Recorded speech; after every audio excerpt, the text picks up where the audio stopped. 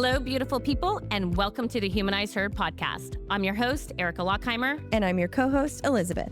On this episode, we are joined by two powerhouse sisters, reimagining what success looks like. Cherie Brooke Liu and Jean Liu, co-founders of Tiger Sisters and Sisters Matcha. Their mission is bold, to democratize success by empowering billions around the world to dream bigger. Through their podcast content and community, they're helping the next generation build careers and businesses with lessons drawn from the tech, finance, and startup world.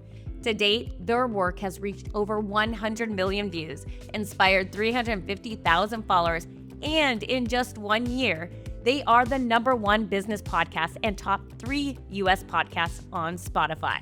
Cherie is a former LinkedIn product manager and holds an MBA from Stanford. She discovered her creative voice on TikTok while working in corporate. Jean has 15 years of corporate experience from Goldman Sachs, Zynga, and head of product at Snapchat, where she scaled global teams and earned more than 50 patents across AI, machine learning, and computer vision, and holds an MBA from Harvard Business School. Both Cherie and Jean chose to leave corporate life to build a media and commerce company from the ground up. In this conversation, we'll explore their journeys, the stories behind Tiger Sisters and Sisters Matcha.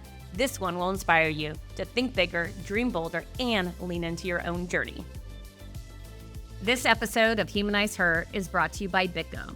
Just like we believe every woman deserves the tools to thrive, BitGo believes every business deserves the digital asset infrastructure to scale. Because digital represents more accessibility, more transparency, and more possibilities for everyone. Thank you, BitGo, for sponsoring Women's Voices. We're so excited because we have the Tiger Sisters, Sisters Matcha. Mm-hmm. Yes. Oh my God. Yes. Finally.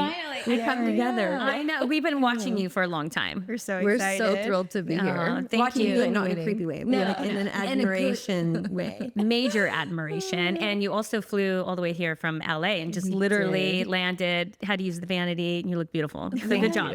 We're ready. You're ready. They flew in like this. Yeah, I know. And we have your matcha here too. Yay. And we'll talk about it, but I also love your branding because I know all the things that you did to create the imagery and stuff. It's super cute. But I want to get to know you both a little bit more in your background, and then we'll go into your career journeys. We'll talk all about podcasting and where you're at. But Cherie, I'm going to start with you because I know you from LinkedIn. So welcome to being together again. It's interesting. I remember I think we did a LinkedIn Live together a little while ago, or not many years ago, but I remember just having these moments with you, and I don't know, super fun. But tell me where you started in your career. Yeah, because you also you just finished business school at Stanford, which is amazing. So I'm gonna stop talking. Yeah, you go do it. Let's hear what you have to say. Well, I don't know if you know this, Erica, but this is a very full circle moment for me. Okay, because you and I actually met 9 years ago at LinkedIn when I was an intern. So when I was still in college, maybe my junior summer. Okay. And I made like a list of, people that I really admired at LinkedIn that I wanted to talk to that summer. And I reached out to a couple of people. Not everyone answered, but you did. Aww. And you and I sat down for coffee, and that was the first time we met. And I remember feeling super, I guess, like enamored and also just like, oh my God, this is someone who I really look up to in the company. And this is like why I can see myself working at LinkedIn.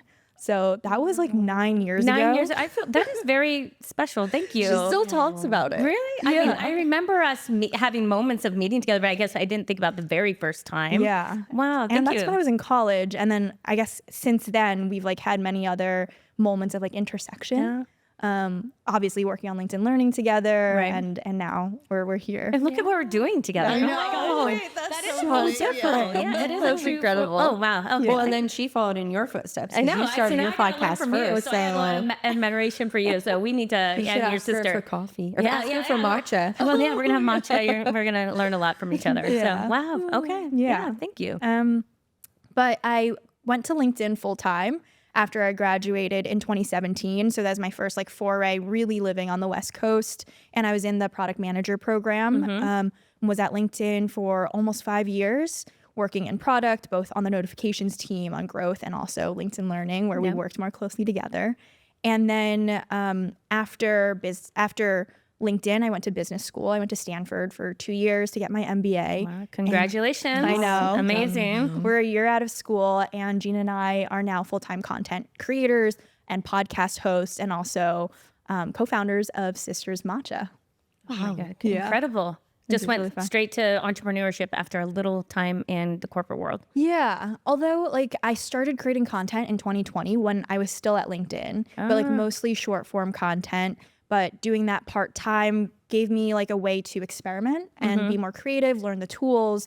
And when I graduated from business school, it was just perfect timing with Jean and me. And we're like, we've never worked together before. Let's do something crazy. Now is the time to do it more.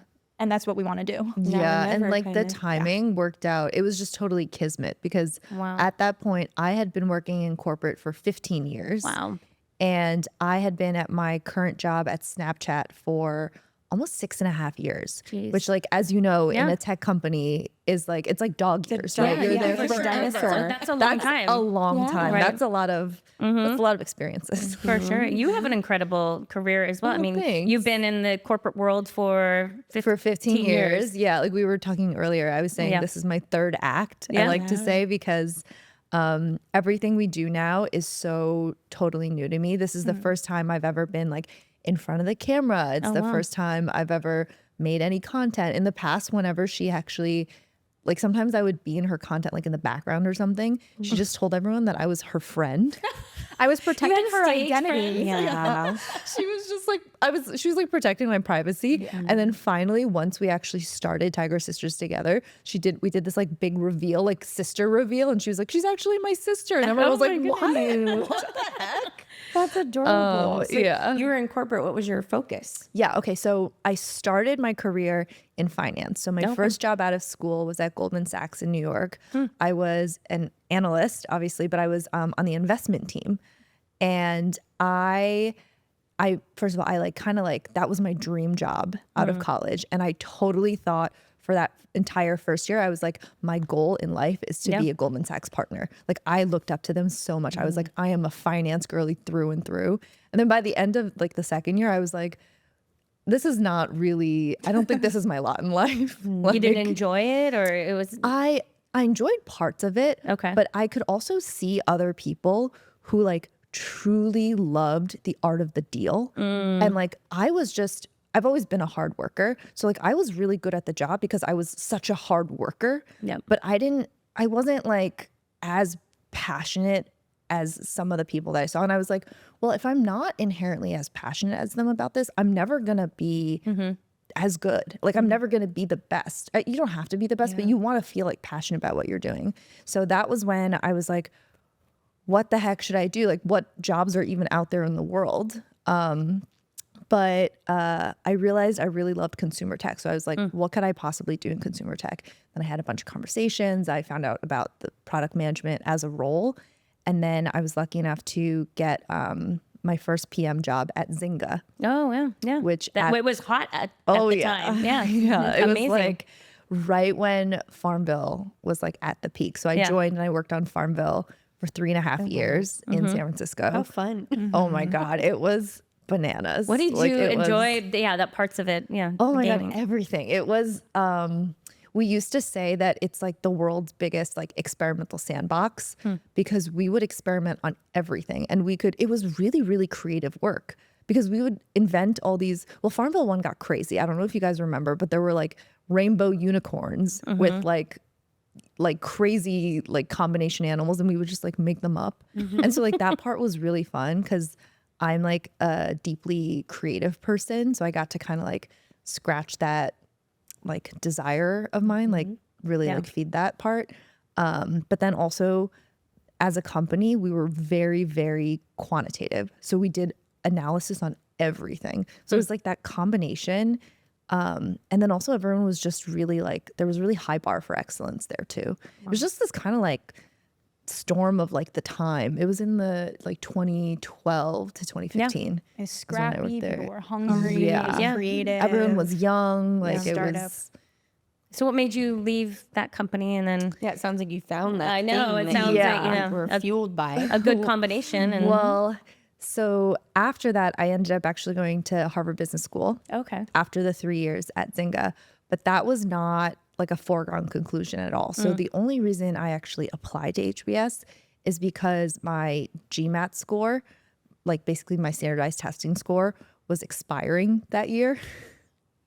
So I was like, there's no way I'm taking this test again. Yeah. No way in hell. No way. So like, let me just apply. I'll see if I get in. If I get in, I'll figure out what to do from there. I'll just go to Harvard Business School. I was like, maybe not. well. So, so I got in, and then I actually talked to a bunch of my mentors, like advisors, people I looked up to, and the overwhelming feedback that I got was, "Why would you go to Harvard Business School? That's so stupid. You're going to like lose your place. You're already a product manager. So why would you throw your career away and like lose these years that you have that you're already like on this rocket ship?" Wow. So I was very like, I almost didn't go actually. But then I ended up talking to a couple of people who were like much older, and their feedback was, you know what? It was some of the best years of my life. Like, you're going to look back on this and you won't regret going. And so I kind of was just like, I don't know. I just like took them at their word. And sometimes you just believe people and you're like, I think something special is gonna come out of this. And I think something really special is going to happen. And I also had a hypothesis about going and like starting my own company. So I was like, okay, I'll go and spend most of my time working on a startup. I had this like whole plan for myself, of course. I was like, I'll spend most of the time working on the startup. I won't really like pay attention to class, and then I'll graduate, I'll raise money, I'll like have the startup right out of school. Like, Wow. but yeah, it was, and then that was, that's kind of like the history. So how followed was your the gut though Yeah, of yeah. like going through with it instead of other people deterring you from that? You're like, no, I'm gonna stick this out. Yeah. And you got Yeah. accepted. So like, okay. Yeah. Yeah. Can you share what that experience is? And then you also just finished business school. So was she a motivation? Was she a motivation for sure? Oh yeah. I've never been to business school, so I would love to learn a little bit. And, Yeah. Well, Jean has kind of been like my role model and like mentor for like so much of my life since we have this age gap. And like I've basically followed in her footsteps. Like she was a PM, I was a PM. So she's the older sister. We found out just with this Yes. conversation. Okay. But she does everything better. It's like both like amazing and admirable, and I like love it. But I'm also like, why do you have to be better than me at everything?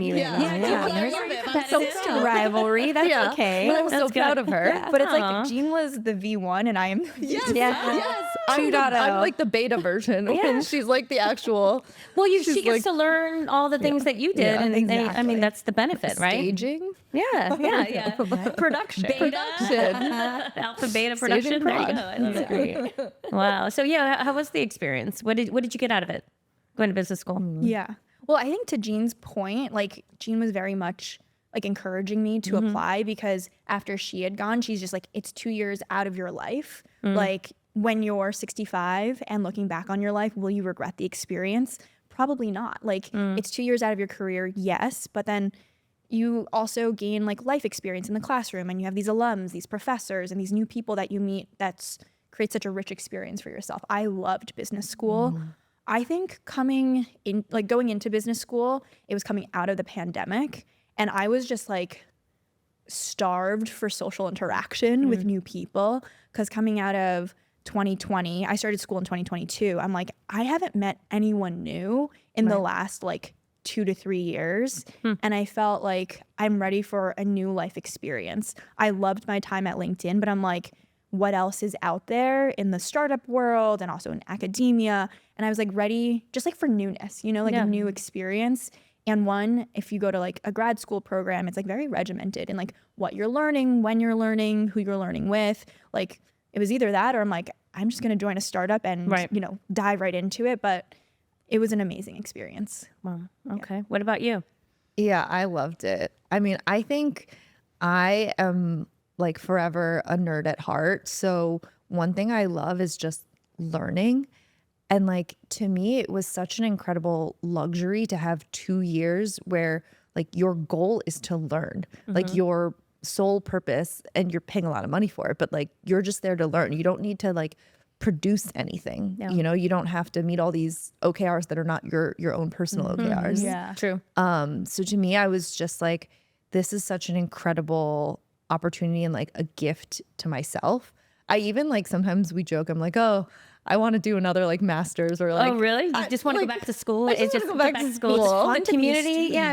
I think I'd be a That's the better student if I community. went back to school, you know, from, I don't know, years ago. But I imagine the community that you have and you're learning, and it's a joy, and you're learning something new. I guess, does it feel like it's in the right times? I guess sometimes I get worried with school, like not being with the times, and maybe it's like, do you feel like it was like relevant during the time? Like, I think like AI, you're in school and it's like, oh, well, this revolution is happening right now. Are they able to adapt at that same speed to teach? Yeah, I mean, I think it depends on the program, Okay. and especially like where the program is. But like going to Stanford, like like you said, like what you're learning in AI this week is like so different from like 3 months ago, because it's happening so fast. But I think that's also where like guest lecturers come in, the professors, like are they at the cutting edge of all the research and stuff? And at Stanford, and I think at Harvard, yes, they are. They are. as well. Okay. Well, I have a different take on this, because I do think, I don't know, maybe this is a little controversial, but I do think like Stanford is more at the cutting edge of some of the like curriculum based stuff. But I actually think a lot of what you learn at business school is not the actual content itself. It's like you learn how to speak, and you learn how to interact with people, and you learn how to speak to topics that you actually are not an expert in. So that's a big part of business school, is like the case study and like class participation. And the whole point is to push you to like speak confidently about topics that you only know like 15% about.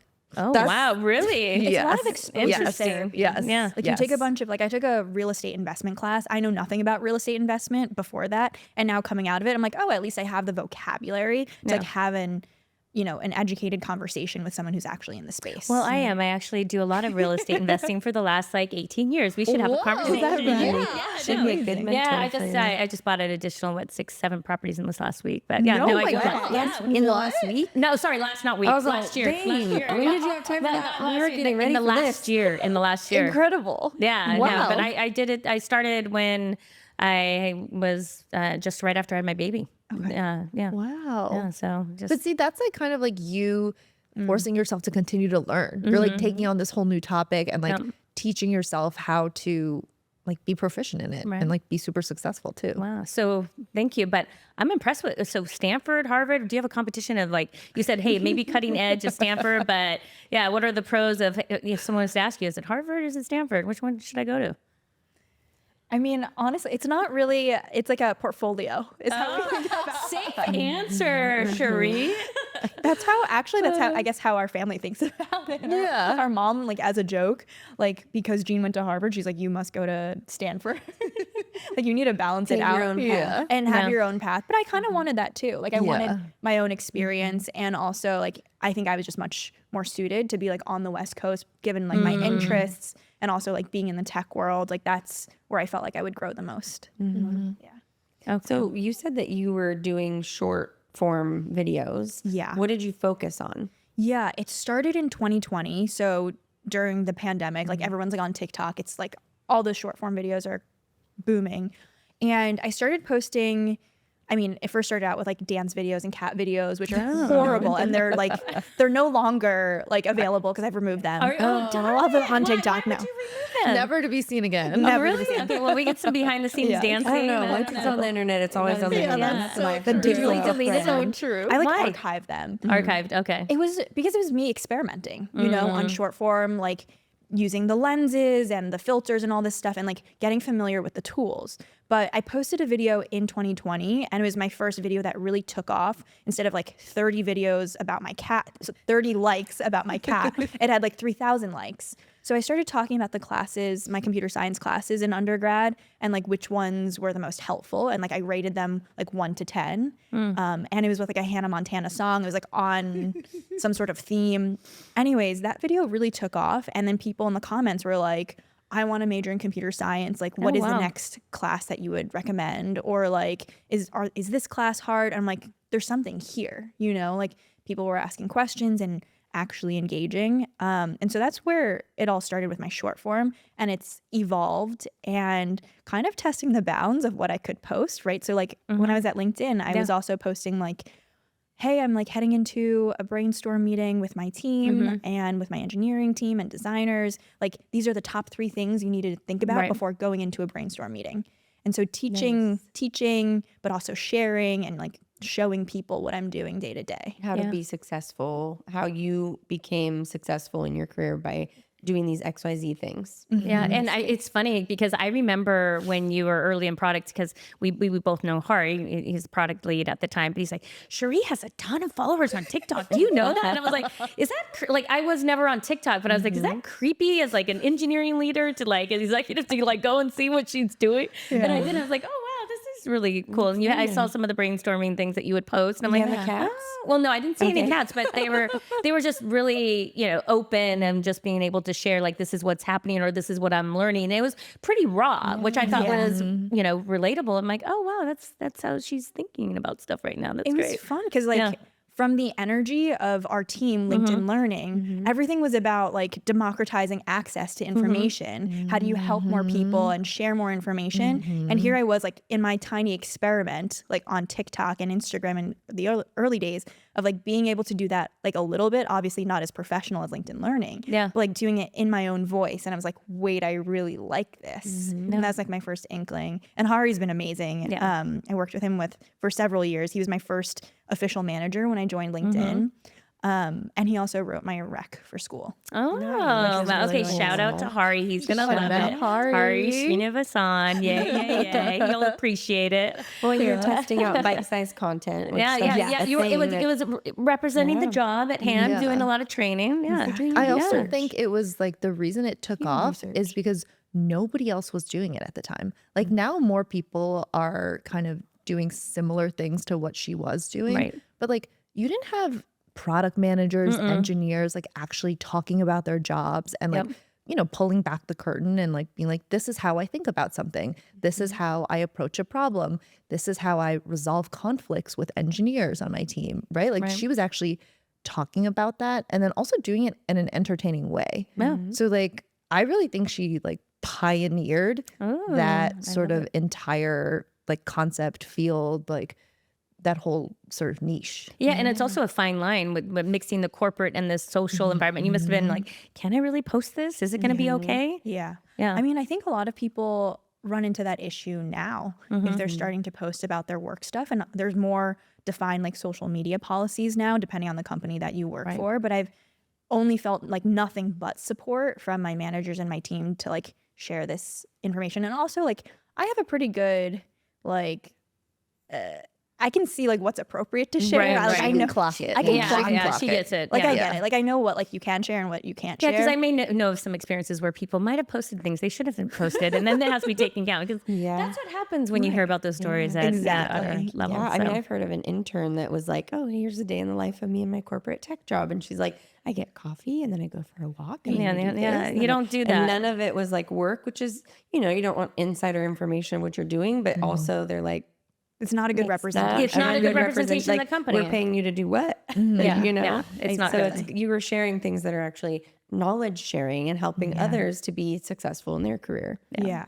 And I think it was really fun because it wasn't just, sometimes it was just tactical stuff. Like here's like the 3 things to do coming out of a brainstorm or going into one. But I think it also was just starting a discourse or a conversation that like I'm having with my girlfriends or friends at work, but like people aren't having or sharing more widely or broadly. So like, what is it like to be a woman in a male dominated space? Like we talk about that with our girlfriends, our frustrations and things that's going on. But then like people who don't have the girlfriends or the people to talk to about it, then like, at least they know that this is a conversation that you can have and that like people are talking about it. Yeah, and you're not alone. And it's like at least something relatable. It's like, okay, this happened to you, this happened to me. And Didn't you have one where you're like sharing everything I learned in business school in 19 seconds or something? Like what was that one?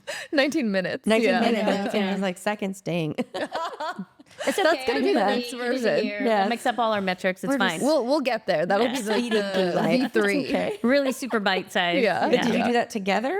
Yes. Okay. So that was a recent podcast Yeah. episode for us on Tiger Sisters. I think people really like getting some like the highlights of what we learned at business school, and when we distill it down and share it out, I think it's very helpful. Okay, so let's talk about how we got there. So, but you had to make a big decision. So you were in business school, finishing up, but you were still in the corporate world. You were at Snap. Yeah. And so, how did you decide to, hey, I'm going to make a pivot and pause? It actually, like I was saying, the timing was so perfect because at that point I had already started taking a sabbatical. Because remember, I was at Snap for over 6 years. So like I was kind of figuring out like, do I want to like stay and do another stint? Like what else could I possibly like do at this company that I feel like is really valuable? And like, you know, when you work at a place, I think it's probably true for just our personalities. You kind of really like dedicate your life to it. Yeah. Like I can't help it. Yeah, you know? it's in your DNA. It You is. said like you like to work hard. It's like you Yeah. want to be proud of the work that you do. So you're going to show up your very best and you're going to be all in. Exactly. Like I used to joke I bleed blue when I first joined LinkedIn because I'm just very like all about LinkedIn life, right? Yeah. So We're definitely like all people that drink the Kool-Aid. Kool-Aid drinker. Let's talk about our new Kool-Aid. Yeah, exactly. But so at that point, I had already started kind of my sabbatical and I was doing all these different explorations for the first time in a really long That time. was the first time you took a sabbatical? Or is it- Yes. Okay. Yeah. That's even a big So, decision to do that. Yeah. I had never like taken any extended time off in the entire time I worked at Snap. And so I was doing things like I was an unpaid fashion intern. Okay, I did unpaid that. fashion intern. Yeah, define that. Yeah. It was at this place called the Albright Fashion Library, which is this incredible woman named Irene Albright. She has been collecting couture clothing for the better part of like 40 plus years. And she created this fashion library where stylists and like wardrobe designers on like different sets and stuff, they come and they borrow from the fashion library and they use it. Yeah. So like when I was there, I was the intern and a lot of my job was to be a stylist or like an intern stylist. And then, but then also part of my job was like rearranging the shoe closet. Fun. Reality intern work. Yeah. Yes. but if Oh, it was I was- CD and like organizing things, that Yeah. would be a joy. Wow. I steamed a lot of dresses. But what a difference in shift of a job. Yes. And Yeah. here you were in the corporate world and then, okay. Yes. I had we're following this. yeah, Okay, I had a boss who was much younger than me and she was like, organize the shoe closet. I was like, yes, sir. I will. Yeah. How did do you it. decide to even be an intern for this? Well, so I have always I love fashion. Okay. I love design. I've always wanted to work in fashion. And like at every point in my life where I had to sort of make a decision on a career path, I would always explore like the fashion route. And then, but at every point I was like, no, I think I got to take this job at Goldman Sachs. Like, you know what I mean? I always just did the practical thing. So sabbatical was the first time that I ever like let myself actually do it. And I was unpaid, obviously. So like, I was like, it doesn't matter. Like, it's my sabbatical. I can explore this passion of mine. Even if it, half of the passion is actually just rearranging the shoe closet. Like That's it's impressive though. yeah, that you're you did like that. in it. So I was doing like lots of things like that. I was making like beaded necklaces, like jewelry. I was really just exploring myself. And, Cherie had always said to me for a long time, she's been like, I think we should start a company together. We should do something together as sisters. And for the longest time, I had been like, no, like the timing's not right. Like I'm at Snap, like really love what I do. Like I am getting bigger and bigger opportunities. I was like doing all these things at Snap. Like I was running M&As, like a lot of things that you don't typically get to do just because of where the company was and sort of like where I was situated in it. But finally she was like, let's do it. And then I was, doing my unpaid internship. I was like, She's in the closet. She's like, okay, I'm going to do this. You called her at the right time. Yeah, she's like steaming a dress. I'm like, let's work together. Yeah. like threw the shoe behind I was like, look at all this Jimmy shit. Chase, get on here. Wow. And then, so you came together and then, what did you decide on what to do? Because we have two different products that we're talking about. We have Matcha and then we have a podcast. So what came first and then why and the evolution of that? Yeah. Well, so in my last quarter at school, I was working with one of my professors who is in the media space. That was her experience, Allison Kluger. And actually, the first rendition of Tiger Sisters was not a podcast at all. Our idea was to do Tiger Sisters, the reality TV show. Oh. Yes. I love reality TV. Oh, really? Like, What's your love favorite it. reality TV show? Oh my God, there's so Are you many. embarrassed to say?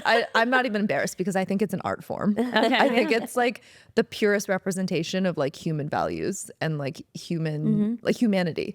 Okay, I love Survivor. Oh, okay. I love like pretty much all the romantic shows. So like Love is Blind, Oh, yeah. Bachelor, Bachelorette. Yeah, I watched The Bachelor Love Island. for like what 20 years. It's been on. Yeah, so good. It's like humanity in a nutshell. We would we'd call it stitch and bitch sessions. So we'd watch Bachelor, we'd stitch, and that's what we did in our 20s. love that. I love that. Like we'd make scarves and stuff. We learned how to Wait, do that's stuff. Yeah, Wait, I stitch need and to bitch. do that. You're like, are all the girls on for Stitch and Bitch?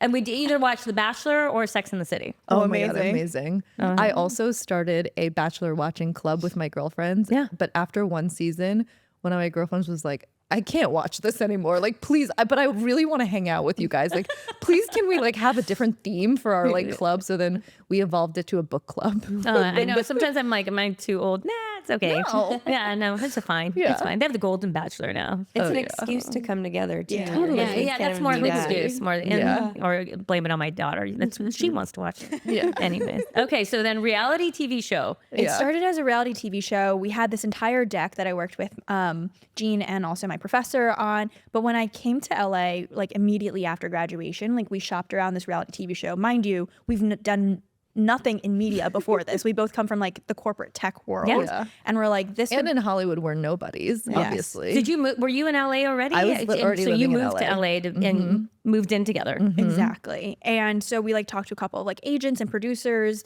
in LA, and they're like, oh no.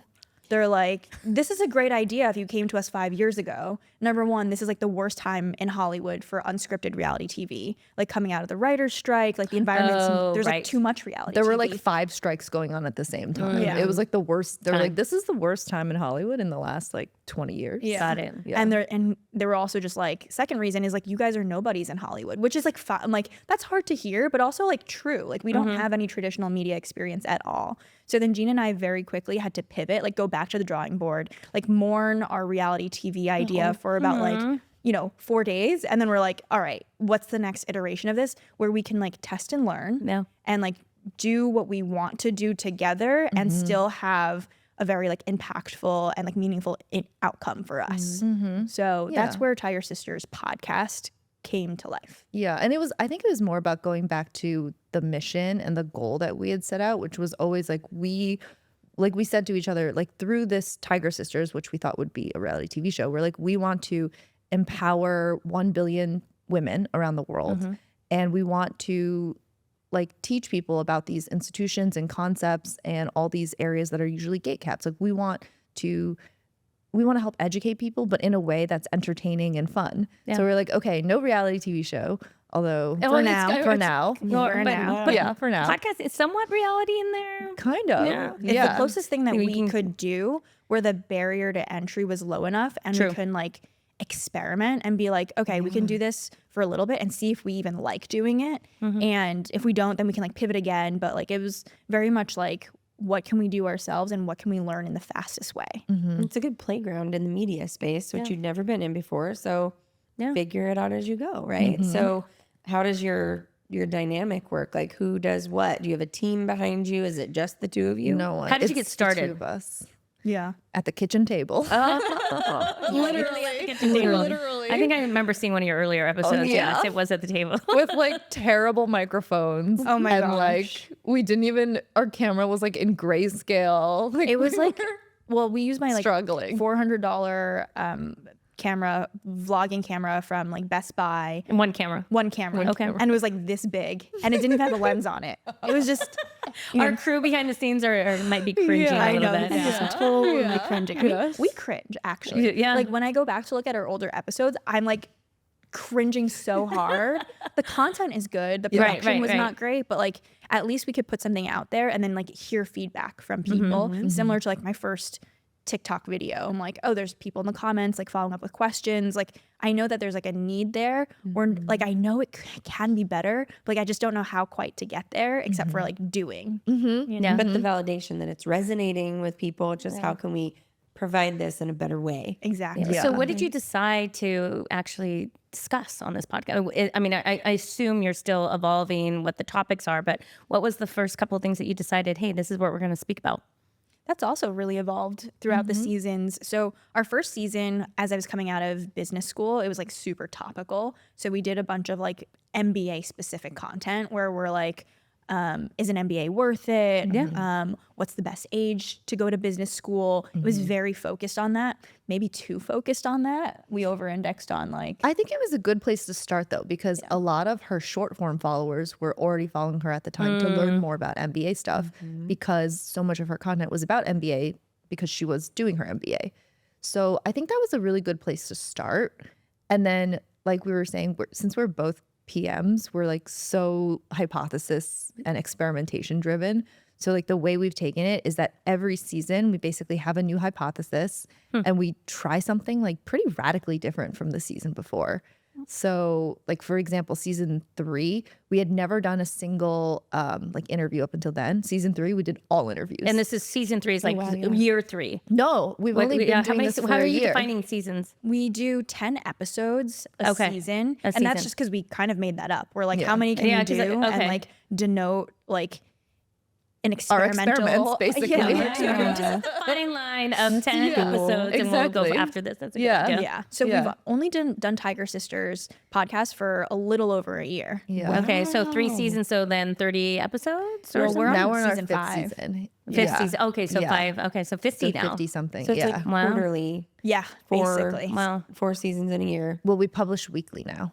Wow, congratulations. Thanks. Okay, we Yeah. need to talk about that process of how you're doing the publishing. Do you have a team? Are you doing it? No. Everything is just the two of us. Wow. So every single like role we split between the two So of what's us. your role? And how are you defining swim lanes of who does what? It kind of just like whatever comes up or like who wants to do it and who's better at it, honestly. So we've figured out who is better at different things. So at the beginning, we would both do pretty much everything. And like pretty quickly, we found out she's better at editing. Like I can do it, but she's just faster and better at it. And then I think I'm better at script writing. So like scripting out the episodes. Well, like I've tried writing out scripts and stuff and I'm like, this is not it. I'm like, you're just so much better. But do you like I think a better writer than me? And she's a way better editor. Like she just has like more of an eye and she's more informed on like, I don't know, like the visual clips, the cadence cuts, of something. and that stuff. Yeah. I enjoy that as well. Yeah, Yes, and all the you do. TikTok videos that you created, I mean, that kind of Exactly. feeds into. So are you publishing you're on Spotify, you're on Apple, you're on YouTube? Like what's your TikTok, what's your platform of choice, or are you just on everything?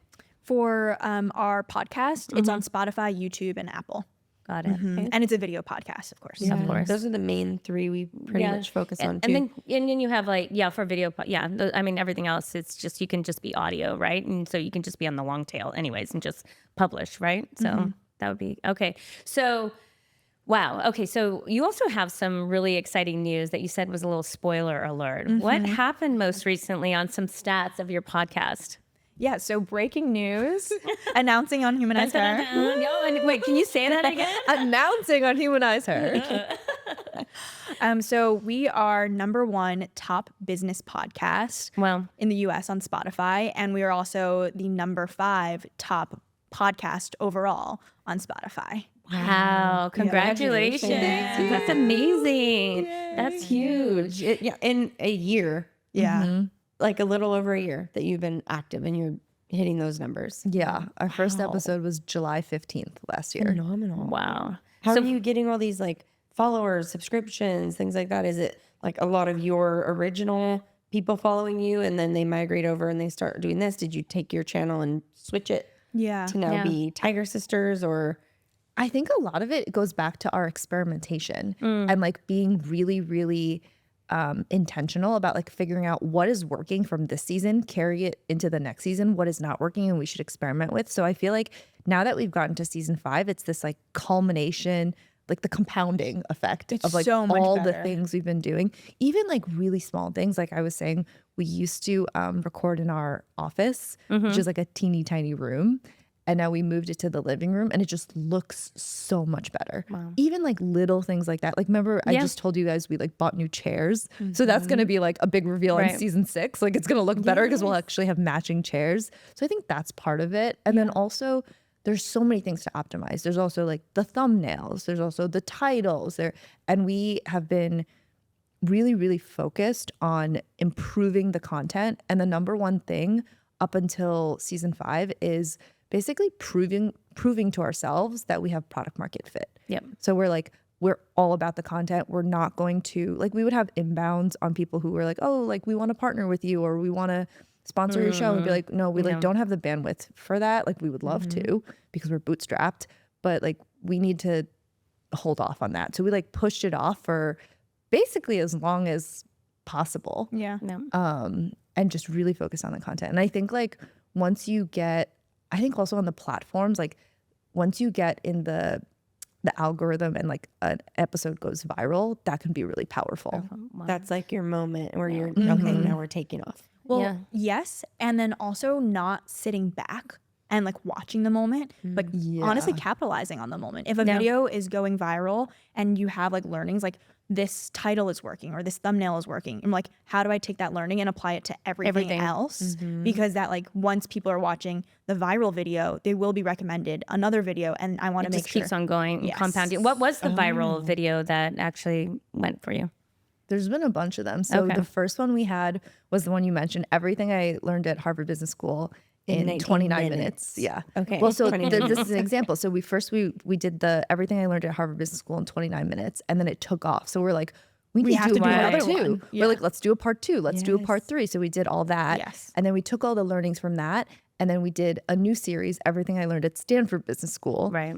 In 19 minutes. So that was also the 19 minutes is the shortest episode we've ever done. And we did that very intentionally to test, like, do people like really short episodes? Can we distill all the information we want to convey in as short an episode as possible under 20 minutes? So that was another like hypothesis that we had. We're like, let's intentionally test this. Yeah. And it was hard to make a 19-minute episode. Because you would have an hour episode before? So then now is this your plan moving forward, that you're always going to do these shorter 19-minute episodes? Honestly, I think shorter episodes probably work better for like some of the videos that we do. I would say like around half an hour is probably our sweet spot that we've discovered. A lot of our interview episodes are like an hour long. Yeah. And I think that's a little too long for our audience actually. But in addition to doing the like iterations and learning from them, I think like we are the startup of podcasts or the podcast startup. Like, I don't know, like because it's just the two of us, we can iterate so fast. We're the sisters Matcha sisters, Tiger sisters. Picture tigers. Perfect ad. I love that. Yeah, no, but isn't that such a difference in the corporate world compared to now? It's just you two. You could do whatever you want and test and move fast and make a change overnight. Yeah, isn't it? It's so satisfying. I'm sure you guys feel this, but like I realized I was journaling. I'm doing this thing called the Artist's Way. I don't know if you guys have ever heard of it, but part of it is that you have to journal every day, and it helps you come to a lot of like realizations, and it makes you tap into your creativity. That's the whole premise of it. And I was writing the other day, I was like, I realized that I'm in my flow state. And like I haven't been in like this extended of a period of the flow state in years. Amazing. And it's just like, I bet you guys feel this all the time, where it's like you feel like every time you do something happens. Right. Like my doing this one email or sending this one text, and then like what you wanted to happen happens. It's just so when you've worked in corporate for so long, it's like revolutionary. Yeah, it's very revolutionary. It's addicting. And it's amazing. We were talking a little bit about it. It's amazing how you get used to that. I mean, I think, you don't regret any of your corporate life or anything. I mean, those are all the skills that you have to be able to do what you're doing today, and you get to apply it forward. Now you just get to accelerate that and move a lot faster and use all that intelligence, and just like, I'm going to do it a different way now because I know how it used to be. But it's also like, how did I do that for so long? Right? But that's amazing. So now you have your number one. Oh my gosh, congratulations again. That's just like fantastic. It must feel good. Are you celebrating? We need to celebrate. We need to celebrate more. Yeah. Yeah. I think she's like kind of unfazed. Like I tell her like, yeah. Well, I think that's unfair. It's not that I'm unfazed. Oh, wait, do we get to see a sister fight? Oh yeah, it's reality TV. Reality TV. Let's just see what it would look like. Like, that's unfair. That's fair of you. That's an unfair statement. Don't put words in my mouth. Yeah, exactly. I didn't say that. I need you on the show. Okay, we'll come join you soon. Well, do you remember? Do you remember Eric Wallenbacher? Yeah. Yes. And LinkedIn Learning? Yes. I actually quote that man quite often. Maybe like a good way? Of course. Okay, I just want to make sure. In a good way. Like every other week, I'll either talk about my two managers, Eric Wallenbacher or Albert Huang, like not on podcast. All the time. Actively. All the time. Like, I'll I bring think them up. Albert's actually coming tomorrow. Yeah. So. Yeah. Oh my God. It's lovely. He's like my best friend, but he doesn't know it. Because she talks about him all the time.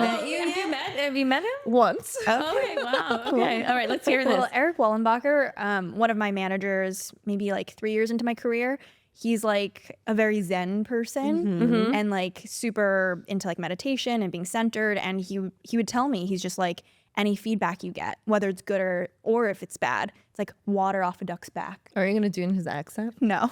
Do it in his accent. Come on. Let's do it. Let's have to. No. She has to do it. Yeah, let's do it. I don't know. He's just like, you have to be Zen. Water off a duck's back. There you go. He's just like, no matter if the feedback is good or bad.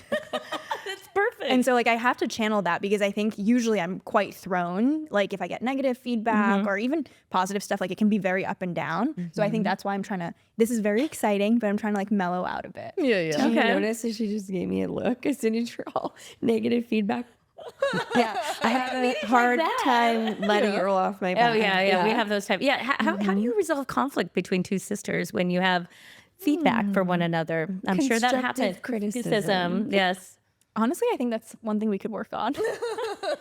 Us too. Let's all do it together. Yeah. Like everything is so intertwined. Yeah. And that's why we've been able to move so quickly over this last year. And also why it's been the most like rewarding and amazing like year of my career. Right. I think. Yeah. And I think also we assume a lot of times that the other person understands exactly what we're saying when we say it just because we're sisters. Like Right. we just have this shorthand. So like I assume like when I say something, I'll say like 3 words and for some reason I'm like, yeah, she totally understands what I'm saying and like what I'm referencing, even though it was a conversation that we had 3 weeks ago with like a person that she doesn't even remember. Yeah. But I think So you realize how that doesn't work. I was gonna say, so that's a wrong assumption, and you're sisters. Take so, it personal. Yeah. Like, we always have like, it's not personal. Now it's we just business. I'll call her and be like, okay, so what do you mean by that? Because like I thought I did it right. She's, why are you nitpicking all stuff? She's It's like, no, I'm just trying to keep us improving. That's all. And giving good feedback for both of us to learn together. And I'm like, okay, it's an us thing. yes. yeah, it's not like, it's like, this is how it can be better, right? Maybe I need to move in and then we'll be together all the time, like you're living together. And then it's just constant flow state, right?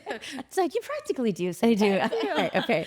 Okay, so what are you doing? What tools are you using to even communicate? I mean, it's interesting because as sisters, you would think, hey, the bond is so strong, you should be able to fulfill each other's sentence and read their actually- minds and We did make a change recently. This week because I needed it. What was I it? requested it. Well, so I requested it. over the last year, we've been working so fast because we just text each other everything, right? We're like, when are we going to mom's place? Do you have the plane tickets booked? I'm like, next text message is like, look at these shoes from like Reformation. They're so cute. Next message is just like, hey, did you talk to this person over this email? And I'm like, I'm lost. Next so message, much. I'm like, look at these flowers I bought for Yeah. What do you think we should talk about next on the podcast? You like this? And the next text message is like, I'm going to Trader Joe's. Do you want anything? Yeah, So yeah. it's Oh my all- gosh. Yes. So we live together. We work together. We're sisters. Like everything is intertwined. And I was like, no more. please, dear God. And so now I downloaded Slack on my phone and now we put all of our work conversations. This is week 1. You have channels? Do you have channels? Like requested you're gonna have like channels. Trader Joe's channel, grocery shopping, house, Tiger Sisters. Actually, you know what? We negotiated about this because she was like, I'm going to make different channels. And like, I would like for every time you message me on Slack to put something in the correct channel. I was like, no. I was like, I'm with you. I'm a freaking organized, Like, categorized. no, that's like extra work. Why am I gonna do That's extra work? exactly what she's like, I can't Just do all that try like it. upfront cognition. Yeah, I was why? like, you're asking me to like do this like thinking ahead of time and like pre-bucket my thoughts for you. Like that's not gonna work for me. Like let's start with, yes, I accept your request to move over to Slack. So like let's just start there, and maybe that separation of like texting versus Slack stuff is going to be enough for us. But you'll put that whole laundry list still in Slack? In one thread. Well, that's not solving the problem. Well, there's At least threads. it's like you're not your phone ding. Maybe, well, I guess it depends. No, I think it's just all the personal stuff that's non-work can go into texts. Yeah. Okay. And then everything work related can go into Slack. And I know this sounds so simple. It sounds so like duh, but like for sisters who just text all the time. And You want to have some division here. Yeah. You want your some work-life balance and keep it separate. And, I mean, and then you live together. How's that going? When's the last time you lived together? Since she was 10, when she was 10 years old. Yeah, I was in 5th grade. Wow. Because then you graduated. Then and I went went to live your Dartmouth. adult life. Yeah. And she's still a kid. Yeah. Okay. Yeah. Wow. Moved to New Hampshire. Left her behind on Long Island. I love that though on the communication front. Like when we first started working together, she would send me messages, text, email, phone call. She'd send me in Teams, in Slack, and LinkedIn messaging. And I was like, ma'am. Instagram messages. So finally we got down to like LinkedIn messaging is only if you get a speaker request and you forward it to me, and then I loop them into an email so I can track it. Like, And then I other create than that, Google photo don't do that. albums and I take Snapchats of everything, and then those messages are in there. So and we have behind the scenes crew also like saying, yes, they send a lot of messages. So working on it, the feedback taken all around. Thank you. Do you have hearts and emojis and things? Like, are you both like iPhone versus Android? Yeah, we're both iPhone. Yeah, see, we're like Android, the other half of the iPhones, and then it creates this whole. They get a notification For every like, single one. reaction also. So it's like you open your phone if the girls are at work and they're like 38 messages. Like, what happened? It's like half of it is like hearts and okay, we'll try and stop that. Okay, so good lesson. I wish you the best of luck on that. Let us know if you're gonna have to create channels. I hope not. Well, for your actually, sake, Jean. The funny part is that Jean was like, no channels. And I was like, fine, I'll take a win where I can. At least we're on Slack. Guess who started creating channels herself? Oh, okay. Not I me. made one channel for screenshots. Oh, that makes sense. That makes sense because then you want that's a different type of content. Exactly. Yeah. Topic Okay. ideas. Consolidated. So I've got to know. So, okay, 2024 is when you graduated and you decided to leave Snap. And your first venture was podcast. But where does Sisters Matcha come in? Yeah, so it's kind of a random story, but I interned on a matcha farm in Japan in 2023. Okay. So it was part of my business school experience. There's a requirement to do something international. You can fulfill this requirement by taking a class or by interning abroad. And my mindset is like, what is the coolest and most out there thing I can do that I can't do after school? And it was to be in the countryside of Wazuka, like an hour outside of Kyoto on this Japanese matcha farm. And so I spent a month interning there, got to learn more about like international business and customs, and then worked very closely with the farmer, like my boss, the farmer, his wife, and like there are like 4 employees on this like small family-owned matcha farm. And we had a really close working relationship. And a year later, I was like, hey, like my sister and I would love to like start a matcha company. Like, is this something that we can work together on? And he's like, absolutely. Like he is now our source and our one and only source for our matcha company. And I guess the idea of matcha came up because we both love drinking matcha. Green tea is or tea in general is like a very big part of like our family tradition. And as we were getting our podcast started and I was thinking back on my short form content, a lot of people want to support us, but don't know how. True. You know, they're like, can I share your podcast? Can I like, Venmo you? I'm like, no, like that's weird. Don't. So I'm like, and it's just like, why not? yeah. I'm like, sure. I think that sounds like a great idea. You just put a little button. Why not? Well, so we wanted to create something and it was like a fun challenge because we've only worked on digital products our entire career. And so we created Sisters Matcha and it was a way that like people could support us. Right. It was a fun challenge creating a direct to consumer product. And that's where it kind of came to life. Yeah, and I think the root of it again goes back to this sort of mindset of experimentation and like having a hypothesis and wanting to learn from your hypothesis. Because when we first started Tiger Sisters, our hypothesis was like, okay, we want to create a company that has 3 pillars. It's going to be content, commerce, and community. And so we want to experiment and do some discrete experiment in each of these 3 pillars to try to figure out if our hypothesis is right. If like, you know, we think these 3 things will all feed into each other and create like a flywheel effect and like make the company all the more, you know, eventually become this empire. So on the content side, obviously we had Tiger Sisters, the podcast. And then the commerce side, we were like, what can we build that is true to us and feels like it's very personal, but also we could actually do. Right. So it just all happened very organically. We're like, well, we have this one matcha farmer that we know. That you know? So that sounds like a great idea. Yeah. You know what I also loved is you also posted about your experience even creating the brand. And I think it almost looked like a different brand on your imagery and stuff. So I thought it was just so fantastic. And you had whiteboarded like all the customers. Yeah, we were watching you. It was the build in public. Yeah. I think that Was part great. was really fun because a lot of this company came to life through like comments and polls. Like we ran a bunch of polls like on my Instagram of like, you know, asking people like design questions and like questions about like wording and like the copy and all that stuff. And so it felt like while we were building it, we also had a team of like all these people supporting us and also wanting to build it with us. Community built. Yes. Exactly. That's so cool. Exactly. That's So like amazing. even before we actually had a single matcha matcha can created, we already had so many people who were bought into the brand Wow.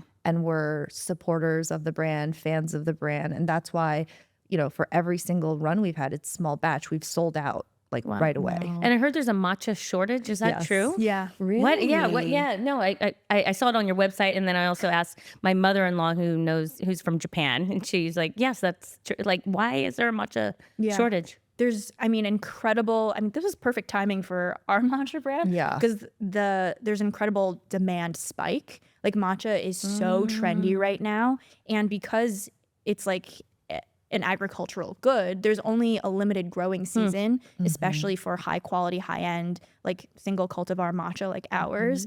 And there's a finite amount. So incredible demand, limited supply. And also in the past 2 years, it's become incredibly, I mean, honestly, both incredibly hot and incredibly cold at the wrong times. And so there's been like frost that's like really up the production. Yes. Yeah. Exactly. Wow. I think people forget that matcha, it's a tea leaf. Yeah, It's a crop. It's a bush. It's fragile. I mean, it has to survive. Well, in the process, it sounds like, because I read a little bit on it too, it's like you only get so many of the leaves that you can use for Yes. this. Yeah. Exactly. So you're growing a whole plant. It's like, I'll just take a little bit of this and be able to use that. Yeah. Right? And this is like a little bit in the weeds, no pun intended. Oh yeah, very content. Well done. Well done. Nice. You can't just like, even if you're a green tea farmer already and you have like, let's say 100 acres of green tea, you can't just convert that to matcha right away, because the way that matcha is made is very, very specific and it has to be shaded for a certain number of days. And like you said, only certain leaves can be used from different times in the cycle, from like the harvest cycle. The spring harvest versus like the summer versus fall harvest are all completely different. And like the tea leaves used for like the fall harvest are not for matcha. This is generally Changes the flavor profile. Exactly. Yeah. Interesting. Yeah. The baby tea leaves that are very soft and supple, not bitter at all, are the spring harvest. You want it to be first harvest. Wow, it felt very special that we have this matcha on our table. Jeez. We're obsessed. We actually love matcha. And so this exact matcha, we went back to Japan in May and we participated in the spring harvest for the first time, and we harvested the matcha with our own hands. Oh, how beautiful. And that's amazing. so cool. Like we hear that a lot from people, that when you get into a new business or into a new team, even, you want to get in and get craft. your hands dirty and understand from the ground up, right? Yeah, absolutely. Like get in the trenches is what she would always say. So. And you created a whole video of your experience and everything. I thought it was actually beautiful. So you're really good at bringing, I think it's natural reality that you're bringing into your show of how you're actually creating the products. I mean, you are doing, I don't know, when you're saying that, I'm like, you're doing it. I'm sorry. I think you are doing it. You're bringing it. So. And like saying, business school, we learn how to talk about something we only know 15% of, but I feel like with this, you know a lot more than 15%. Yeah, If you're harvesting and seeing what that is actually like. Oh, Yeah. That's so cool. This is amazing. Okay. Thank you guys so are so much. fun to It talk is so fun. to. We can keep on talking because there's so many other things that we didn't get to. Like I wanted to hear about all the mistakes, all the learning. So we're going to have to continue the conversation and we're here to support you 100%. And we'll be, so we bought some matcha. We'll be promoting you all over the place. And I'm just really thankful that you came and spent time with us. And two powerhouse women duos coming together. It just feels Yeah. so good. We'll be your biggest fans. And so with that, one of the things that we like to end the show with is how would you like to pay it forward and elevate another woman or women in your life? And it's your platform and share. Sure, I can go first. I'm not prepared. Okay. I'm not. Whatever comes to mind. Whatever comes to mind. She'll start. Oh my God, I'm so nervous. I have some ideas for you if you need some. Well, I would say Jean and I recently did a podcast with one of our friends in LA. Her name's Maggie Sellers, and she has her own podcast called Hot, Smart, Rich. And she talks a lot about investing, breaking into investing. She's done a lot of seed stage investing. And I think she's doing a really good job of breaking into the podcasting space similar to us. We're in a very similar place and we can trade notes with her. And I really look up to what she's been doing. Oh, wow. Fabulous. Okay, I do have one. All right. Good job. That was some quick thinking. Good job. Yeah. Sweating. So mine is our friend Leah Wire, who we also had on the podcast. And she is truly a media powerhouse. So she runs, she's the president of what used to be called Dash Meredith and is now People Inc. So she basically is the president of People Magazine, People en Espanol, InStyle, Birdie, a whole entire portfolio of culture makers, the most influential media in the world.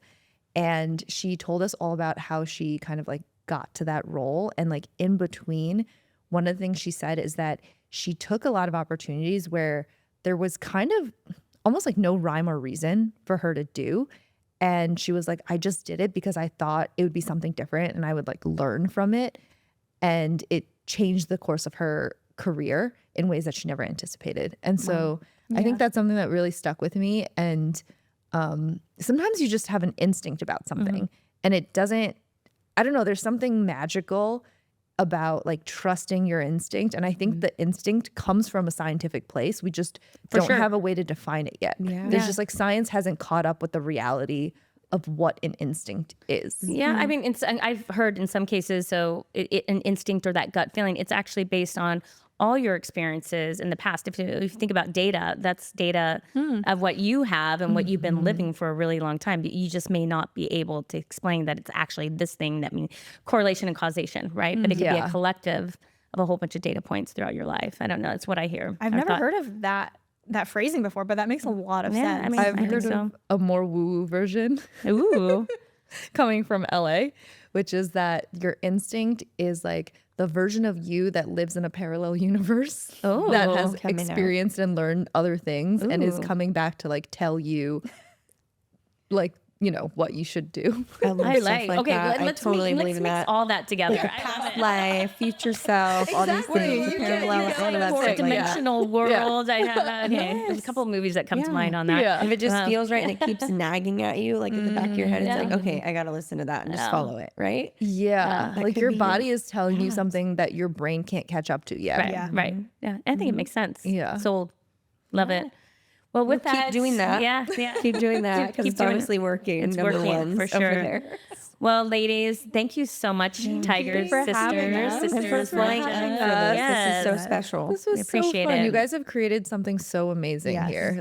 The way that you drive the conversation and really, I don't know, it's really special what you guys have done. No, we're learning thank you. so much from you. And we're so honored to be here. Oh, well, and we're honored to hear that from you, considering where you're at in your stage too. So great. Awesome. All right. Well, more to come in another way, another time. But for now, thank you. That's a wrap. Thank you. Thank you.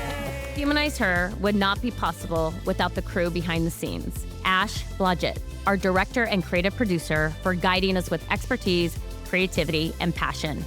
Becky Davis, our talented director of photography and creative producer, for bringing our stories to life with stunning visuals. And Kristen West, our director of brand and design, for creating an emotional brand identity. To our listeners, we're on this journey together, and we love hearing how this podcast has helped you. It keeps us going, so please keep sending us your stories to her@humanizeher.com to be featured in upcoming episodes. And if you'd like to help us with this movement, please support by rating and subscribing. Until next time.